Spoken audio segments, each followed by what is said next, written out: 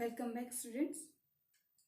आज का जो टॉपिक हम अपने कवर करने वाले हैं उसमें सबसे पहला आएगा हमारा incomplete dominance, second one is codominance and third one will be जो डाई हाइब्रिड क्रॉस है मिनरल का दैट वन।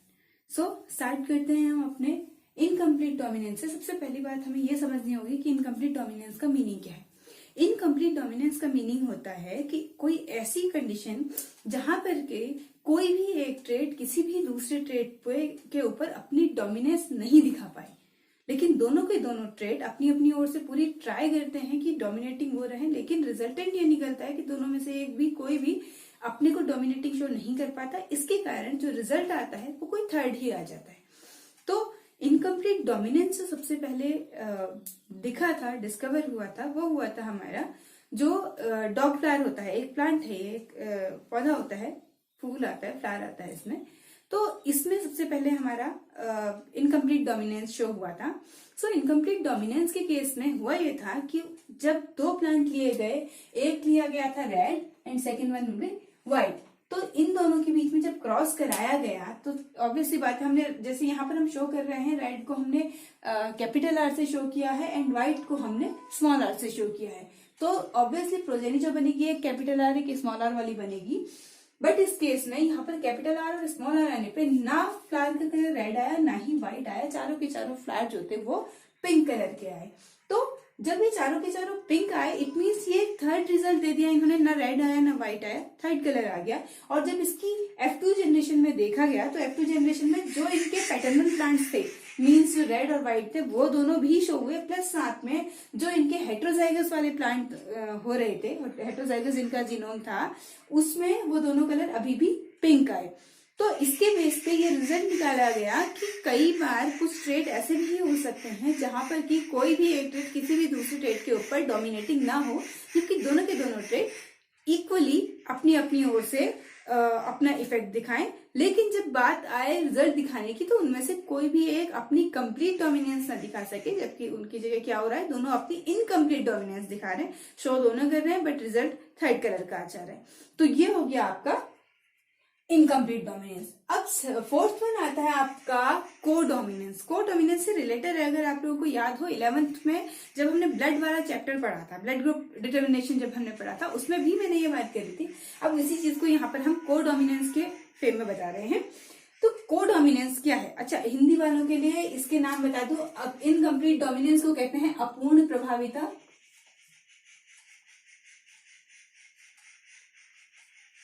और को डोमिनेंस को कहते हैं सह प्रभाविता।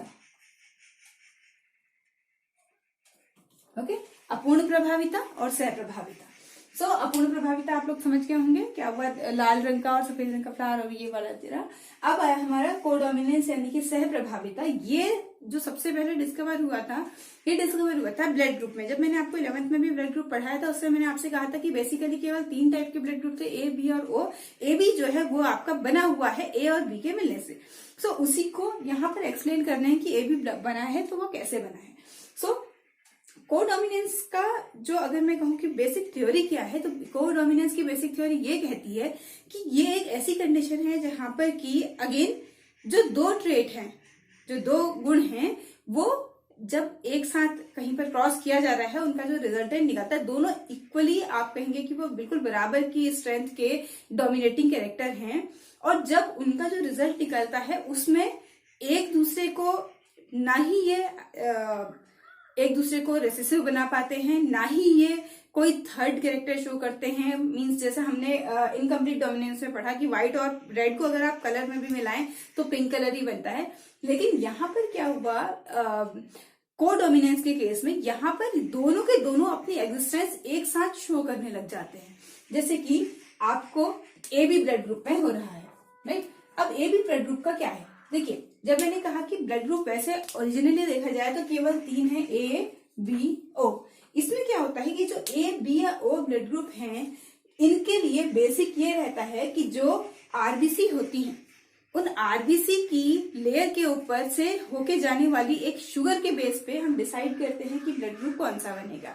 तो जो ए ब्लड ग्रुप है, जब ये ए ब्लड ग्रुप, अब यहाँ पर फीमेल और मेल को डोनेट करने के लिए मैंने यहाँ पर डोनेट करने के लिए मैंने यहाँ पर अलग अलग नहीं दिखाया, केवल साइन के बेस पे दिखा दिया है कि कौन सा ब्लड ग्रुप की बात करी जा रही है, मतलब किसकी बात करी जा रही है। लाइक यहाँ पर अगर नीचे का साइन दिखा रखा फीमेल है एंड दूसरा वाला मेल है। सो अब इस केस में क्या हो रहा है, हमेशा की बात है, एक जो जीन होता है, अगर वो ए ब्लड ग्रुप है तो उसका जीन क्या होता है IA, बी ब्लड ग्रुप है उसका जीन होता है IB, और ओ जो ब्लड ग्रुप है इसका मीनिंग होता है कि ये कोई शुगर प्रोड्यूस ही नहीं करता। जैसे मैंने बोला कि वो शुगर प्रोड्यूस कर रहे हैं, ए और बी जो है एक स्पेसिफिक टाइप की शुगर प्रोड्यूस करते हैं, लेकिन ओ जो होता है वो किसी भी टाइप की कोई शुगर प्रोड्यूस नहीं करता, इसलिए हम स्मॉल आई से डिनोट करते हैं। ठीक, तो अब क्या है, जब भी मानिए ए ब्लड ग्रुप मदर का है और ए ब्लड ग्रुप भी फादर का है, ऑब्वियसली जब दोनों ए ही है तो जो प्रोजेनी का जीनोटाइप आएगा, अगर हम देखें तो ये क्या बन रहा है, होमोजाइगस बन रहा है, क्योंकि दोनों में सेम है IA, तो ये बन गया। सेकंड वाला होता है केस है जहां पर कि मदर का ब्लड ग्रुप है A और फादर का ब्लड ग्रुप आ रहा है B, ठीक है, IA, IB, तो यहाँ पे प्रोजेनी का जीनोम जो आएगा वो हेट्रोजाइगस आ जा रहा है, IA, IB आ जा रहा है, और इस केस में ही हमारा जो फोर्थ ब्लड ग्रुप होता है AB, ये बन रहा है, फोर्थ ब्लड ग्रुप AB बन रहा है। थर्ड केस में रहेगा कि मदर का ब्लड ग्रुप है A एंड जो फादर है उनका ब्लड ग्रुप है O, जिसे हम I से डिनोट कर रहे हैं, स्मॉल I से डिनोट कर रहे हैं। तो इस केस में क्या होगा, A है और जो स्मॉल I है, हमेशा की बात है जो स्मॉल I होता है वो एक रेसेसिव जीन है, ये कभी भी अपने को तब तक शो नहीं कर सकता जब तक कि दूसरा जो मतलब पेरेंट में से दूसरे का भी ब्लड ग्रुप सेम ना हो, उससे पहले तक ये अपने को शो नहीं कर सकता, ये हमेशा रेसेसिव रहेगा। तो इस केस में क्या हो जाएगा, ए ब्लड ग्रुप अपने को शो करेगा और जो स्मॉल आई वाला है यानी कि ओ ब्लड ग्रुप है वो अपने को शो नहीं करेगा। स्मॉल आई यानी कि ओ ब्लड ग्रुप जो है ये अपने को केवल तब शो कर सकता है जबकि दोनों पेरेंट का ब्लड ग्रुप सेम रहे, उस केस में केवल ओ ब्लड ग्रुप बनता है, और बाकी सारे केसेस में जो भी उनका डोमिनेटिंग करेक्टर होगा, लाइक ए है या बी है, ये दोनों ही खुद को शो करेंगे, एक साथ आएंगे तो ए बी ब्लड ग्रुप बनाएंगे। तो इसमें से जो ये ए बी ब्लड ग्रुप वाला केस बन रहा है यही आपका केवल कोडोमिनेंस का एग्जाम्पल रहता है, बाकी जो है वो नॉर्मल है कि एक आपका जैसे मैंने ए के लिए कहा या फिर मैंने बी के लिए कहा, जब भी बी का आई के साथ में बन रहा है मतलब ओ ब्लड ग्रुप वाला है, तो उस केस में तो सिंपल सी बात है, डोमिनेंस लॉ ऑफ डोमिनेंस लग रहा है, कोडोमिनेंस लग रहा है केवल आपका एक केस में जहां पर कि ए बी ब्लड ग्रुप बन रहा है। सो ये हो गया आपका इनकम्प्लीट डोमिनेंस एंड कोडोमिनेंस। अब हम बात करते हैं मेंडल के डायहाइब्रिड क्रॉस की। डायहाइब्रिड क्रॉस मतलब कि द्विसंकर संकरण। तो द्विसंकर संकरण का मतलब हो गया कि यहाँ पर मेंडल ने क्या किया है, दो गुणों को, दो कैरेक्टर्स को एक साथ लेके उन्होंने क्रॉस करके ये देखना चाहा कि अब रिजल्ट क्या निकलता है। तो मेंडल का जो द्विसंकरण संकरण का जो ये लॉ बना, इस लॉ का नाम ही कहा जाता है law of independent assortment, Hindi में इसे कहते हैं स्वतंत्र अपव्यूहन का नियम।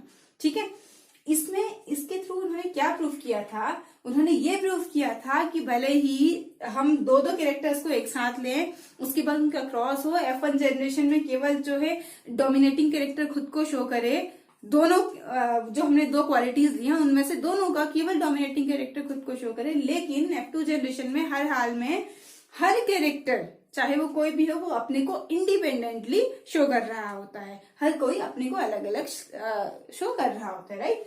तो अब इसके लिए एक चार्ट बनता है आपका, इसको बनाने की मतलब टेक्निक कह सकते हैं आप, या आपको थोड़ा सा ज्यादा कंसंट्रेशन इस ओर लगाना पड़ेगा तब जाके होगा, क्योंकि इसमें मिस्टेक्स बहुत इजीली होती हैं और ये क्वेश्चन बहुत ज्यादा इंपॉर्टेंट होता है एग्जाम के पॉइंट ऑफ व्यू से। सो मेंडल ने दो कैरेक्टर लिए थे, इसमें आर जो है ये किसे शो कर रहा है, राउंड सीड, उन्होंने सीड के ऊपर फोकस किया था। तो उन्होंने एक देखा था सीड में या राउंड है या रिंकल्ड है, यानी कि गोल है या झुर्रीदार है, ठीक है, ये राउंड हुआ, ये वाला क्या हो गया, रिंकल्ड हो गया, ठीक। और दूसरा जो ये कैपिटल वाई है, ये किसे शो कर रहा है, येलो कलर, सीड के येलो कलर या फिर ग्रीन कलर को, ठीक। सो ये हो गया, इनमें से हम कह रहे हैं आर जो कैपिटल में लिखा हुआ है ये इसके, हमने कहा ये डोमिनेटिंग कैरेक्टर्स है, और जो स्मॉल आर स्मॉल वाई में लिखा हुआ है ये इसके रेसेसिव कैरेक्टर हैं। तो जो अब इसकी जो आगे को एक सेल जाएगी सिंगल, अगर मैं कह रही हूँ ये मदर है, मान लीजिए फॉर एग्जाम्पल इसको हमने फीमेल कहा, इसको हमने मेल कहा, ठीक। तो इसमें हम क्या है, ओ में क्या जा रहा है, आर कैपिटल वाई, और उसमें जो हमारा कॉलन है उसमें क्या आ रहा है, small R small Y, right. तो जो F1 जनरेशन बनेगी उसका जो जीनोटाइप होगा वो ऐसा होगा, capital R capital Y small Y.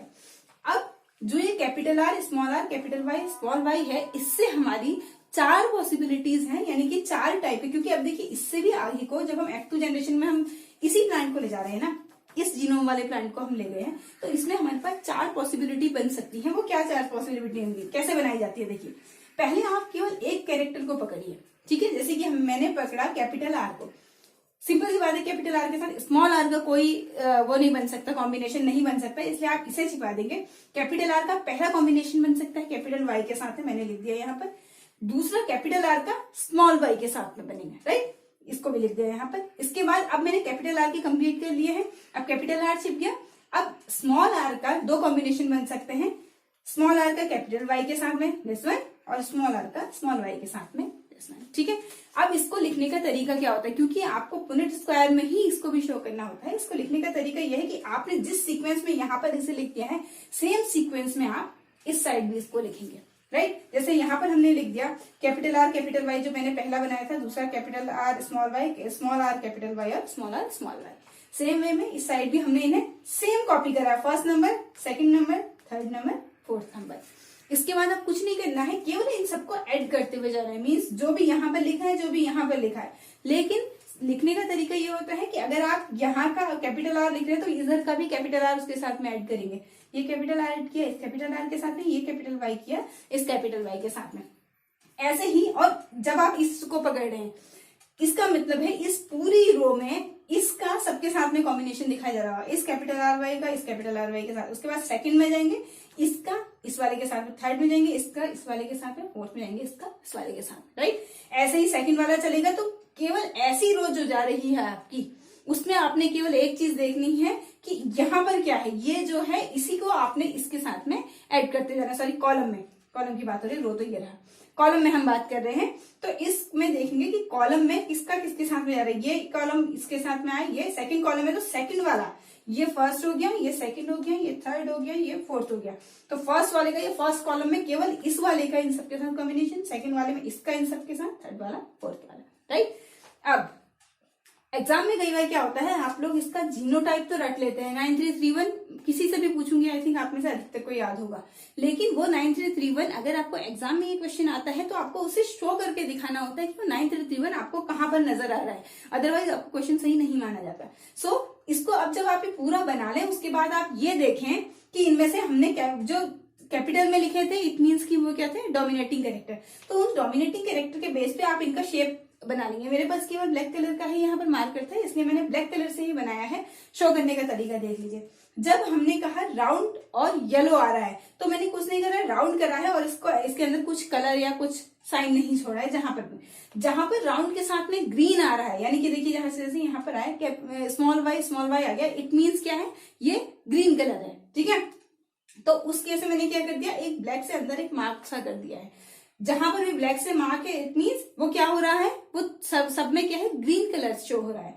Second one चीज, जहां पर स्मॉल आर आ रहा है, मतलब कि कैपिटल आर नहीं आया, स्मॉल आर आया, इसका मतलब रिंकल्ड है, तो आप इसको रिंकल्ड शेप में दिखा देंगे। मुझसे जैसा रिंकल्ड शेप दिख सका मैंने आपको दिखा रखा है, राइट।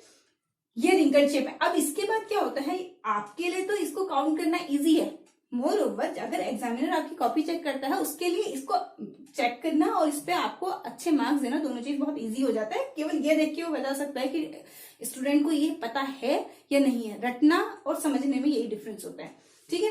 तो इस बेस पे आपका ये पूरा बन जाता है और आपका ये जीनोटाइप आ जाता है। अब मैंने यहाँ पर केवल जीनोटाइप दिखाया है। अगर मैं ये आप लोगों के लिए क्वेश्चन है, जब भी हमारा वेबिनार होगा उस दिन मैं आप लोगों से इसका पूछूंगी कि इसका फिनोटाइप क्या आएगा।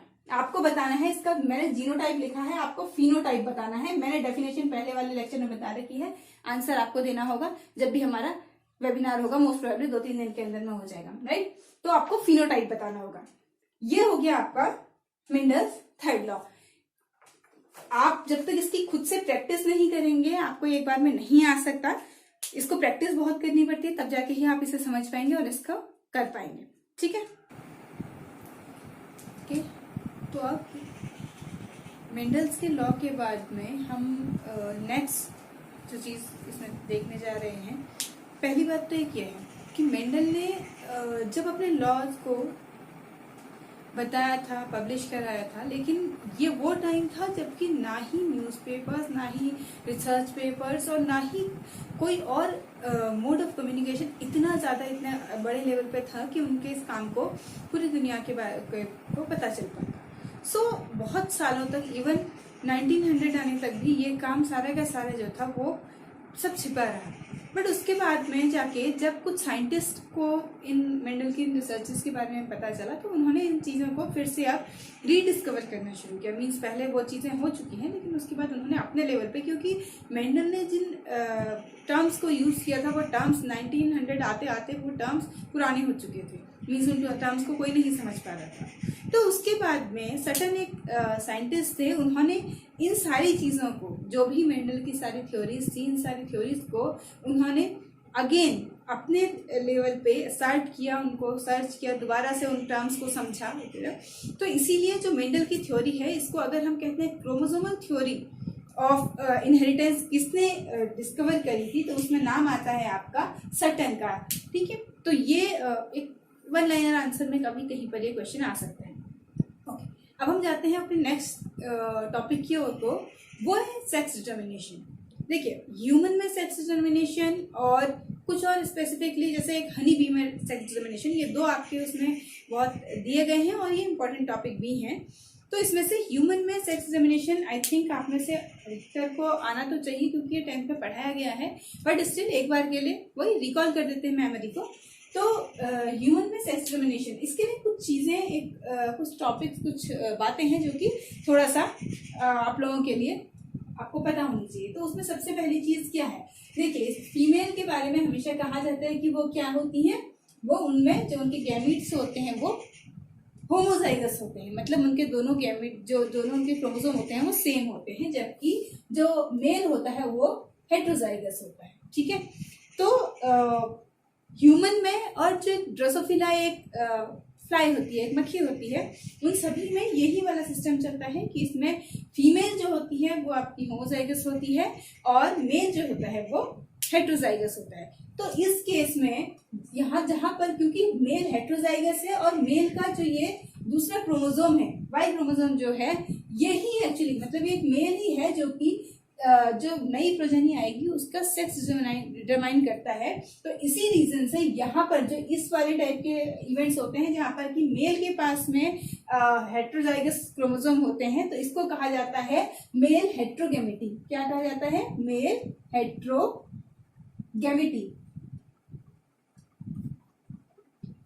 ठीक है, जहां पर कि मेल सेक्स डिटरमाइन कर रहा है वहां पर कहलाएगा मेल हेट्रोगेमिटी। अब कुछ बर्ड्स होती हैं जिनमें कि फीमेल के पास में हेट्रोजाइगस क्रोमोसोम होते हैं, मीन्स जो मेल होगा उसके पास में मान लीजिए वाई होंगे, तो लेकिन जो फीमेल होगी उसके उसमें जेड वाई होगा। ठीक है, तो इस केस में क्या रहेगा, इसमें जो फीमेल होती है, क्योंकि वो ही नई प्रोजेनी का क्या उसका जेंडर रहेगा ये डिटरमाइन करेगी, उसका सेक्स क्या रहेगा ये डिटरमाइन करती है, इसलिए यहाँ पर इसी को कहा जाता है फीमेल हेट्रोगेमिटी। ठीक है, जैसे वो मेल हेट्रोगेमिटी था, यहाँ पर ये फीमेल हेट्रोगेमिटी रहेगा। सो सबसे पहले हम ह्यूमन के केस में ही आते हैं कि ह्यूमन में सेक्स डिटरमाइन कैसे होता है। वैसे थोड़ा बहुत तो आपको पता होना चाहिए, चलिए तब भी। ये फीमेल है, फीमेल के उसमें हमने क्या कहा XX, और मेल के उसमें क्या होता है XY। अब मियोसिस की प्रोसेस याद होगी आप लोगों को, होनी भी चाहिए। तो मियोसिस की प्रोसेस के बाद क्या हो जाएगा, जो ओवा बनता है उसमें एक सिंगल मतलब half chromosomal number haploid chromosome हो जाता है। क्रोमोसोमल नंबर जो हो जाता है एग के अंदर क्या होता है, हैप्लॉइड होता है, मतलब जो ओरिजिनल क्रोमोसोम नंबर हमारे पेरेंट के अंदर होता है उसका हाफ।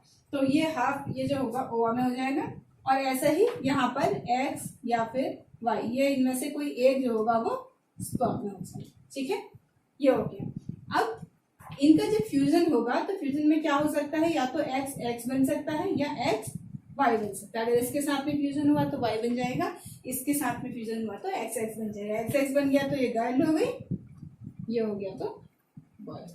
ठीक है, ये हो गया आपका ह्यूमन में सेक्स डिस्क्रिमिनेशन कैसे हो रहा है। एक बार के लिए रिकॉल कर रही होंगे, एक्स होता है फीमेल में, एक्स वाई होता है मेल में, मियोसिस की प्रोसेस हुई, मियोसिस की प्रोसेस होने के बाद में फीमेल में तो चांस एक ही है, एक्स से आ सकता है, इसलिए जो ओवा होगा उसमें एक्स क्रोमोसोम होंगे, नंबर ये कहलाएगा हैप्लॉइड, पता होना चाहिए। मियोसिस में हमेशा क्या होता है, हैप्लॉइड होता है। ठीक है, और जो स्पर्म होता है उसमें या तो एक्स क्रोमोसोम जाएगा या वाई जाएगा, दोनों में से कोई एक जाएगा, मतलब 16 जाने हैं ऑटोमेटिकली। तो यहाँ पर इसके 16 हो गए और यहाँ पर 23 हो गए, सॉरी 23 हो गए और ये 23 हो गए। ठीक है, दोनों में से कोई एक आ गए, 23। अब ये 23 क्या हो गए आपके, टोटल 46 हो गए। ठीक है, टोटल 46 क्रोमोसोम हो गए। तो ये गर्ल या बॉय जो भी बन रहा है इसका सेक्स डिटरमाइन हो जाएगा यहाँ पर। अब ये तो सिंपल है और इसको आप लोगों ने पढ़ा भी था। अगर इसमें कुछ फर्क आता है तो वो आता है जब हम पढ़ते हैं हनी बी का। हनी बी के केस में एक थोड़ी सी स्पेशलिटी ये है कि हनी बी के केस में 2 टाइप से सेक्स डिटरमाइन होता है। एक तो हो सकता है कि फर्टिलाइजेशन से, एक होता है जबकि फर्टिलाइजेशन हो ही नहीं, विदाउट फर्टिलाइजेशन भी उसमें नई जो प्रोजेनी है वो बन सकती है। तो इस तरह से हनी बी में 2 टाइप के केस हो सकते हैं। ठीक है, लाइक हम यहाँ पर देख रहे हैं हनी बी में कैसे होगा। मान लीजिए फीमेल है, इसमें भी ये थे, यहाँ पर हम हनी बी का जो क्रोमोसोमल नंबर होता है, क्रोमोसोम में टोटल जो होते हैं वो होते हैं आपके 32। इसे हम XY से नहीं दिखा सकते क्योंकि XY से केवल ह्यूमन के केस में डिनोट किया जाता है। ओके, तो यहाँ पर हम कह रहे हैं ये फीमेल है, इसका क्रोमोसोम नंबर होगा 32, मेल है, इसका क्रोमोसोम नंबर होगा 16। याद रखिएगा, मेल का क्रोमोसोम नंबर ही 16 होता है, फीमेल का क्रोमोसोम नंबर 32 होता है। अब आगे जो प्रोसेस होती है, जैसे हमने ह्यूमन के केस में कहा था मियोसिस की प्रोसेस, फीमेल के केस में मियोसिस ही होती है। ठीक है, मियोसिस हुई तो 16 वाले 2 ये इसमें ओवा प्रोड्यूस हो सकते हो गए, 2 हुए हैं इसमें। मेल के केस में मियोसिस नहीं होती, इसमें माइटोसिस होती है, क्योंकि मियोसिस होगी तो ये तो इसका भी हाफ हो जाएगा, जो कि फिर वो इनकी ब्रीड बन ही नहीं सकती उससे। सो इनके केस में माइटोसिस होती है। माइटोसिस में क्योंकि जो नंबर होता है वो सेम रहता है जो पेरेंट का सेल क्रोमोसोम नंबर होता है उसके, सो इसलिए यहाँ पर माइटोसिस होगी और 16 वाला में। अब इसके बाद में 2 पॉसिबिलिटीज हैं। पहली पॉसिबिलिटी फीमेल में, अगर कोई फ्यूजन नहीं हुआ, फर्टिलाइजेशन कोई नहीं हुआ, तो जो ये सिंगल 16 क्रोमोसोम वाली एक सेल बना था, इनका जो ओवा बना था, उससे इनके क्या बन जाएंगे, मेल बन जाएंगे। जितने भी मेल मेंबर्स होते हैं वो इससे बन जाएंगे, सिंगल 16 से। अब जो ये अगर इसमें ये जो फीमेल का 16 क्रोमोसोम वाला है एग, ये फ्यूज कर जाए जो मेल का 16 वाला है, मतलब एक फर्टिलाइजेशन का इवेंट अगर हो तो ये क्या बनेंगे, 32 बन जाएंगे और इससे फीमेल बनेगी। ठीक है, तो इस तरह से 2 टाइप से इसमें सेक्स डिस्क्रिमिनेशन हो रहा है। पहला चीज क्या हुआ है कि फीमेल में क्रोमोसोम नंबर 32 होता है, 32 होता है, जबकि मेल में 16 होता है। फीमेल में हमेशा मियोसिस की प्रोसेस होगी, मियोसिस से 2 टाइप के 2 ओवा बन जाएंगे, 16 क्रोमोसोमल नंबर वाले। मेल में केवल माइटोसिस होगी, 16 नंबर का एक स्पर्म बना। नाउ उसके बाद में 2 इवेंट हो सकते हैं। ये हो गया आपका नॉन फर्टिलाइजेशन,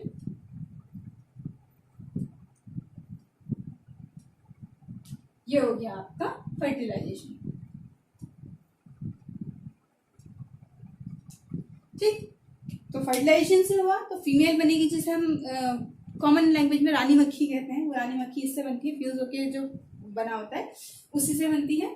और जो बाकी रहेगा, बाकी आपके नॉन फर्टिलाइजेशन से जो बनेंगे, डेवलप होंगे, वो मेल डेवलप होंगे, जितने भी उसमें सैनिक कहे जाते हैं और बाकी जितने भी होते हैं हनी बी की उसमें, ये सारे के सारे कहते हैं। ठीक है, तो इस तरह से हमने 2 टाइप के अभी यहाँ पर फर्टिलाइजेशन के चांसेस देख लिए, प्लस अब हमने सेक्स डिस्क्रिमिनेशन में दोनों टाइप के पढ़ लिया, ह्यूमन भी पढ़ लिया एंड हनी बी भी पढ़ लिया।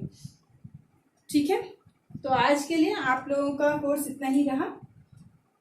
इसको आप लोग रिपीट करिएगा, एक बार के लिए कोशिश करिएगा इसको समझ सकने की। इनकेस अगर नहीं समझ में आता है वीडियो रिवाइज करिएगा, और कोई ऑप्शन भी नहीं है। So till then stay home, stay safe, continue reading.